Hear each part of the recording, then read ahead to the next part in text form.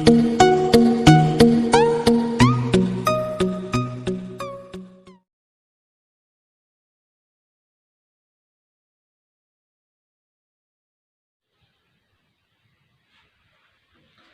Friends,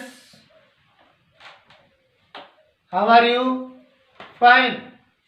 चलिए एक बार फिर से आपका मेरे YouTube channel English classes by Mahesh Tanan में हार्टी वेलकम। हमने पिछले 3 वीडियो नरेशन से रिलेटेड बनाए थे, जिसमें हमने फर्स्ट वीडियो में फंडामेंटल मतलब बेसिक नॉलेज नरेशन का लिया था। उसके बाद में हमने टू चेंज टेंस मतलब टेंस परिवर्तन किए थे, और उसके बाद में टू चेंज प्रोनाउन को चेंज किया था। अब ये सब करने के बाद अब हम सेंटेंस को ट्रांसफॉर्म करेंगे, किस प्रकार किस सेंटेंस को हम कैसे कैसे नरेशन में चेंज करते हैं। तो आज हमारा टॉपिक है असर्टिव सेंटेंस। मतलब जब आपका असर्टिव सेंटेंस है तो आप इनडायरेक्ट स्पीच में कैसे चेंज करेंगे। देखिए, ये आपका डायरेक्ट स्पीच का सेंटेंस है। इस भाग में जिसको हमने आरवी मतलब रिपोर्टिंग वर्ब, और ये जो भाग आपका था आरएस मतलब रिपोर्टेड स्पीच, तो चेंज हमें यहां करना है। किस भाग में? इस भाग में चेंज करना है। तो इसलिए हम ज्यादातर इसी में ध्यान देंगे। करना क्या है कि अगर यहां असर्टिव सेंटेंस हो, कौन सा सेंटेंस? असर्टिव सेंटेंस हो, तो अब पहली बात तो ये कि आपको कैसे पता चलेगा कि ये असर्टिव सेंटेंस है, यानी हमें कैसे पता चलेगा कि ये असर्टिव सेंटेंस है। तो रिमेंबर, याद रखिए, असर्टिव सेंटेंस की ओपनिंग में सब्जेक्ट आता है और वाक्य के एंड में फुल स्टॉप का यूज होता है। क्या?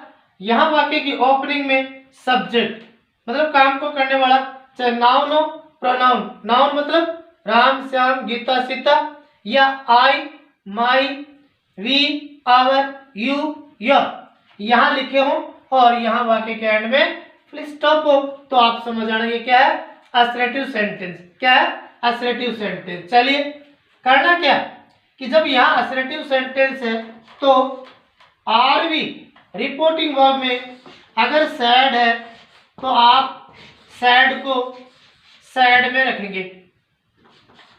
अगर सैड के साथ में ऑब्जेक्ट मतलब सैड टू, तो ये चेंज हो जाएगा टोल्ड में। किस में? टोल्ड में। और उसके बाद में ये कॉमा ओमिट कर देंगे, इन्वर्टेड कॉमा ओमिट कर देंगे, और यहां हम कंजक्शन लेंगे। क्या लेंगे? कंजक्शन। और कंजक्शन आएगा आपका दैट। हो गया? दोबारा देखिए कि अगर यहां असर्टिव सेंटेंस है, असर्टिव आप अच्छी तरीके से सीखे होंगे, मतलब यहां वाक्य के ओपनिंग में सब्जेक्ट है और वाक्य के एंड में फुल स्टॉप है, तो सैड सैड में रहेगा, सैड टू टोल्ड में चला गया। कॉमा ओमिट कर देंगे, इन्वर्टेड कॉमा ओमिट कर देंगे, और कंजक्शन आ जाएगा दैट। अब दैट के बाद में करना क्या है, तो इसके लिए मैं आपको एक फॉर्मूला देता हूं, पैटर्न देता हूं यहां से। मतलब इनडायरेक्ट स्पीच बनाते समय, इनडायरेक्ट स्पीच में जब आप ट्रांसफॉर्म कर रहे हैं तो कैसे करेंगे? यहां लिख दीजिए सब्जेक्ट। सब्जेक्ट के बाद में अगर आपने सैड लिया तो सैड रख दे। अगर सैड टू को आपने टोल्ड में चेंज किया तो टोल्ड, और उसके बाद में यहां अगर ऑब्जेक्ट आता है जैसे said to me, said to you, said to him, ये आता है तो आप ये ऑब्जेक्ट ले ले। ऑब्जेक्ट के तुरंत बाद में आप कंजक्शन ले ले दैट। ये लो साहब, हो गया। दैट के बाद में ये जो सेंटेंस है, इस सेंटेंस का आप लेंगे सब्जेक्ट। क्या लेंगे? सब्जेक्ट। ये ले लिया आपने सब्जेक्ट। सब्जेक्ट के बाद में क्या लेंगे? हेल्पिंग वर्ब मतलब वर्ब लेंगे, ये चेंज होके आएगी। उसके बाद में मैन वर्ब, और उसके बाद में आप ऑब्जेक्ट, और ऑब्जेक्ट के बाद में मान लीजिए अदर वर्ड्स हैं तो आप यूज कर सकते हैं। ये आपका फॉर्मूला हो गया। क्या हो गया? फॉर्मूला। समझ गए होंगे। जैसे मैं कहूं कि Ram said I am reading A novel. ये लीजिए, ये आपका एक सेंटेंस हो गया। फिर Ram said I am reading A novel, ये आ गया देखो आपका आई मीन्स सब्जेक्ट। क्या है? सब्जेक्ट। तो आप समझ गए ये क्या हो गया? Assertive sentence. Assertive sentence change कीजिए, तो राम, यहां सेड ये, तो सेड का सेड रहेगा। अगर सेड के साथ में टू होता, जैसे सेड टू मी, तो आप इसको चेंज करते तो वो चला जाता टोल्ड में। तो यहां रख दिया मैंने सेड। ओके, कॉमा ओमिट करेंगे, इन्वर्टेड कॉमा ओमिट करेंगे, और ये आपका आई है, इसलिए यहाँ पे कंजंक्शन क्या ले लिया? सेड। ओके, हो गया। अब ये है आई प्रोनाउन है। प्रोनाउन में आपको वीडियो बना के बता चुका हूं कि प्रोनाउन को कैसे चेंज करेंगे। प्रोनाउन चेंज होगा, आई फर्स्ट पर्सन चेंज होगा अकॉर्डिंग टू सब्जेक्ट। मतलब ये आई चेंज होगा राम पर, तो राम कौन है? पुल्लिंग, तो इसलिए इसको ही में चेंज कर दो। ये आ गया आपका ही।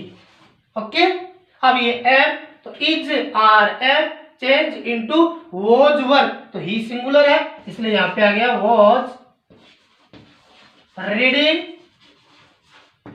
ए नॉवेल। ये लो।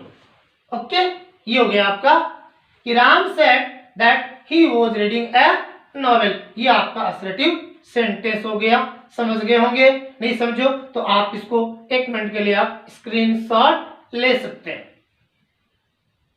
चलिए अब हम आगे बढ़ते हैं। यस, अब असर्टिव सेंटेंस हो गया। अब आपके माइंड में ये होगी असर्टिव सेंटेंस।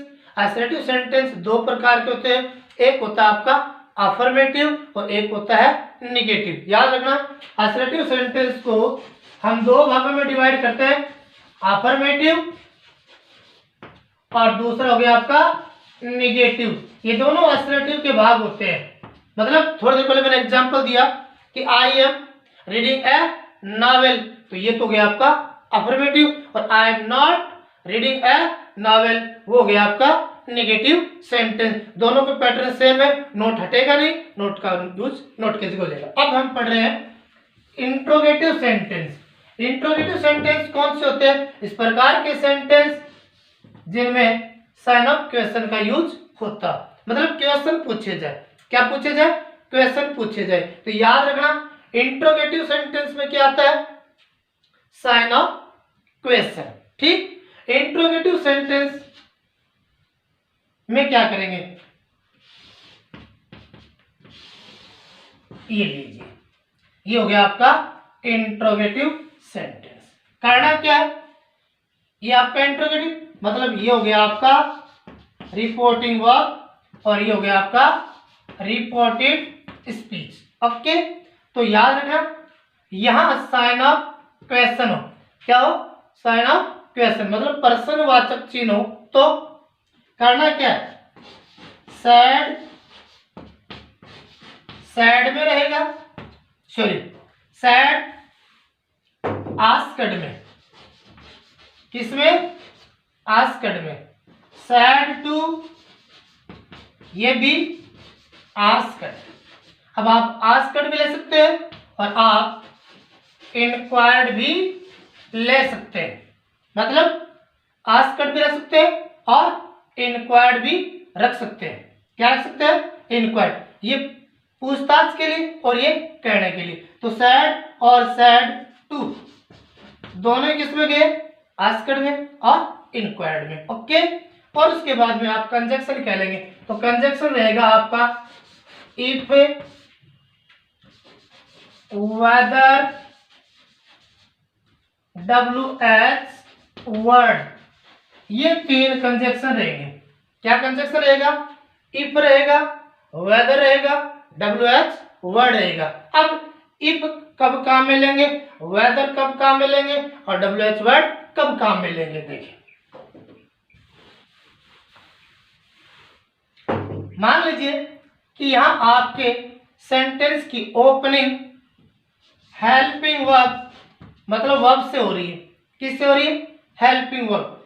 अगर आपके सेंटेंस की ओपनिंग हेल्पिंग वर्ब से हो रही है तो आपका कंजक्शन होगा इफ और वेदर। क्या रहेगा? If and whether. अगर यहां होने वाले काम के होने की दोबारा संभावना है, याद रखना इसको, अगर यहां जो काम हो रहा है और उस काम के होने की दोबारा संभावना है तो वेदर का यूज होगा, बाकी आप इफ लेंगे। क्या लेंगे? इफ लेंगे। कब? जब यहां वाक्य के शुरू में क्या हो? हेल्पिंग वर्ब हो, तो आप क्या लेंगे? इफ और वेदर दोनों। लेकिन अगर यहां होने वाला काम दोबारा होने की संभावना है तो आप वेदर का यूज करें। ओके, अब उसके बाद में आप क्या करेंगे? ये जो इंट्रोगेटिव सेंटेंस है ये आपका असर्टिव में चेंज हो जाएगा। किसमें चेंज हो जाएगा? असर्टिव में ट्रांसफॉर्म हो जाएगा। याद रखना, डायरेक्ट से इनडायरेक्ट जब आप बढ़ाओगे तो इंट्रोगेटिव सेंटेंस असर्टिव में ट्रांसफॉर्म हो जाएगा। कैसे? इसके लिए आपको मैं फॉर्मूला दे दूं।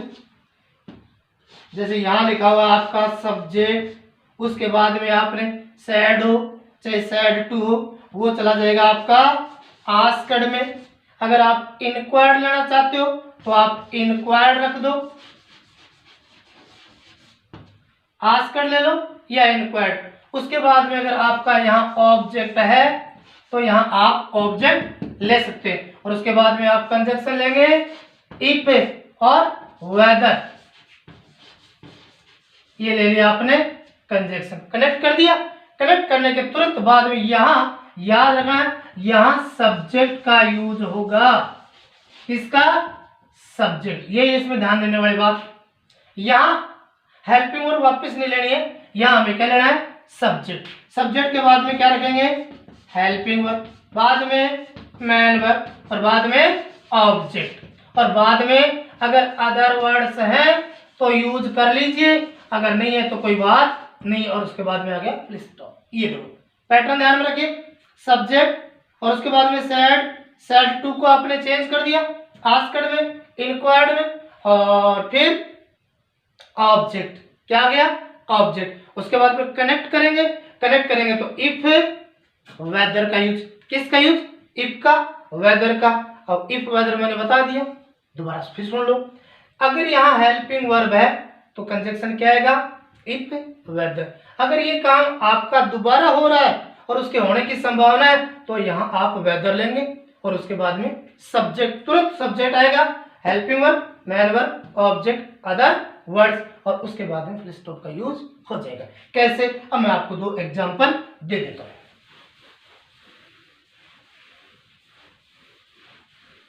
जैसे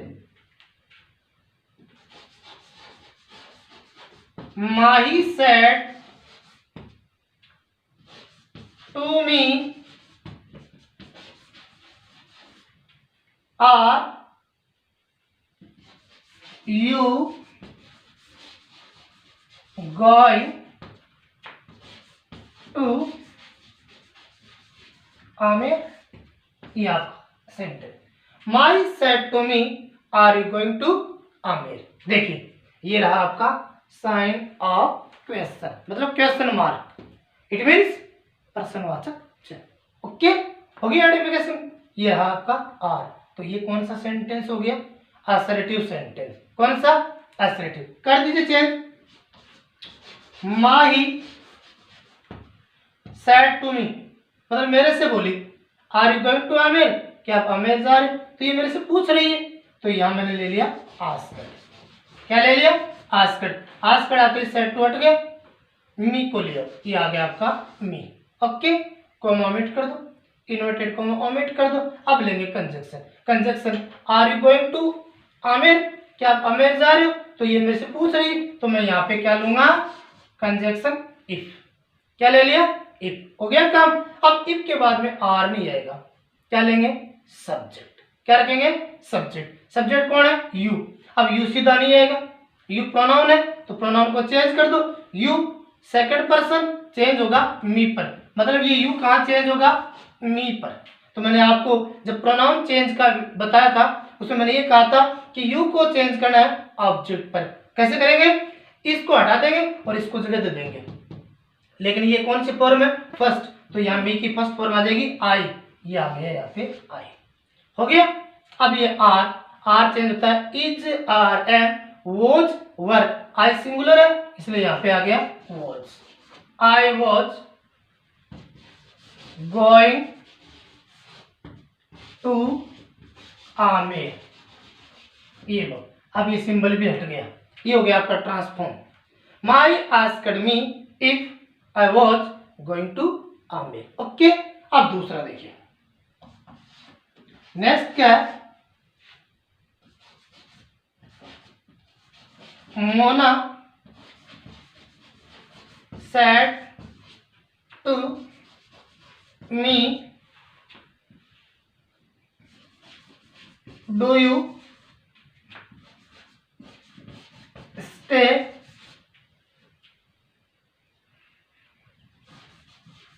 here or in a hotel? Mona said to me, do you stay here or in a hotel? ये देखो do क्या है, हेल्पिंग वर्ब, तो यहाँ हमने इफ ले लिया, लेकिन यहाँ इस सेंटेंस में इफ का यूज नहीं होगा, क्योंकि ये मोना कह रही है कि डू यू स्टे हियर और इन ए होटल, क्या आप यहाँ रुकोगे या किसी होटल में रुकोगे, मतलब पॉसिबिलिटी बन रही संभावना कि आप अगर आप यहाँ रुकना चाहते हो तो यहाँ रुक लो, अगर यहाँ नहीं रुकोगे तो क्या होटल में रुकोगे, तो यहाँ पे मैं कंजक्शन लूंगा वेदर। ये हो गया आपका मोना सेड गया, आस्क्ड ले लिया, आस्क्ड सेड टू हट गया, ये आ गया आपका conjunction me.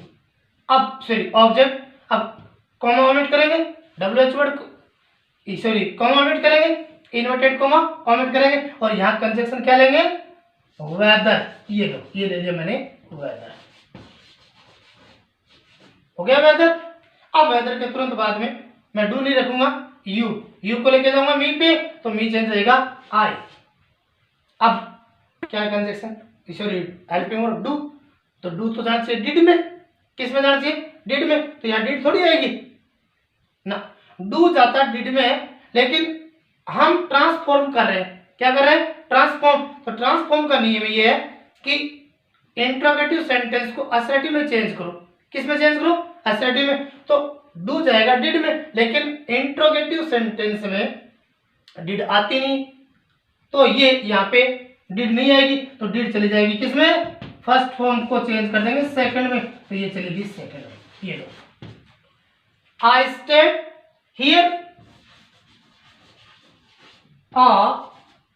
In a hotel, ये हो गया, ये हो गया आपका इंट्रोगेटिव, जिसमें मैंने किसको ले लिया, हेल्पिंग वर्ब, और हेल्पिंग वर्ब से हेल्पिंग वर्ब में हमने कंजक्शन लिया इफ और वेदर, याद रखें इफ और वेदर। अब हम लेंगे W H word,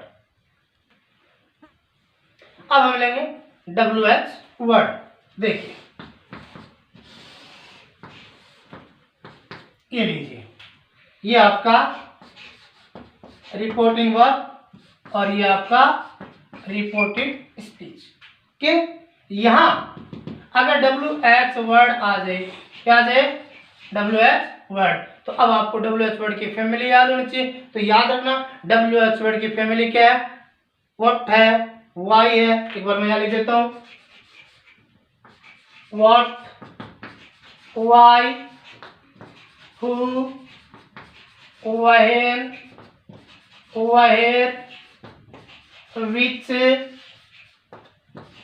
whose and whom, ये डब्ल्यू एच वर्ड में आते हैं, और एक और आता है आपका हाउ, ये डब्ल्यू एच वर्ड में, किसमें है, डब्ल्यू एच वर्ड में व्हाट है, वाई है, हु है, व्हेन है, वेयर है, विच है, हुज है, whom है एंड हाउ, और इसके साथ में एडिशनल और भी होते हैं, मतलब हाउ के साथ में आप ऐड कर सकते हैं, लेकिन वो डब्ल्यू एच वर्ड में नहीं ले जाते, फिर भी अपन जैसे ये ट्रांसफॉर्म करेंगे तो उसमें अपन काम में ले सकते हैं, जैसे हाउ मैनी है, हाउ मच है, हाउ लॉन्ग है, एंड हाउ फार, ये एडिशनल है, ये एक्स्ट्रा ऐड होते जाते हैं, how many, how much, how long, how far, ये हालांकि हाउ ऐड किए जाते हैं, एडिशनल है। एंड WH वर्ड में अपन यही काउंट करते हैं, व्हाट है, व्हाई है, हु है, व्हेन है, वेयर है, व्हिच है, हुज, हुम एंड हाउ। अब करना क्या है, करना ये कि अगर यहाँ WH वर्ड है तो सैड और सैड टू दोनों ही चले जाएंगे आस्क्ड में, अभी थोड़ी देर पहले बता गया। और यहाँ कंजक्शन आ जाएगा WH वर्ड, यही कंजक्शन बढ़ जाएगा, आपका कंजक्शन यही रहेगा। तो क्या करेंगे, कैसे करेंगे, जैसे यहाँ इसका पैटर्न हो जाएगा सब्जेक्ट प्लस आस्क्ड प्लस अगर ऑब्जेक्ट है तो यूज लीजिए, और उसके बाद में तुरंत आपका कंजक्शन क्या होगा, WH वर्ड। WH वर्ड के तुरंत बाद में आप रखेंगे सब्जेक्ट, सब्जेक्ट के बाद में हेल्पिंग वर्ब और बाद में मेन वर्ब, और बाद में ऐसे करते करते आप कंप्लीट सेंटेंस यूज ले सकते हैं। तो याद रखना है कंजक्शन क्या लेना है, WH वर्ड। WH वर्ड के तुरंत बाद में क्या लेंगे, सब्जेक्ट। एग्जांपल देखिए,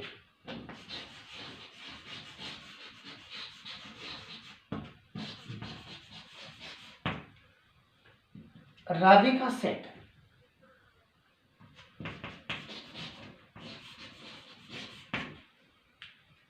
व्हाट इज योर नेम, या यूं सेट टू मी लगा देता हूं, said to me what is your name. समझिए, Radhika said to me what is your name, ये देखो ये रहा आपका WH वर्ड और ये रहा आपका साइन ऑफ क्वेश्चन, दोनों चीज होगी, साइन ऑफ क्वेश्चन है, WH वर्ड है।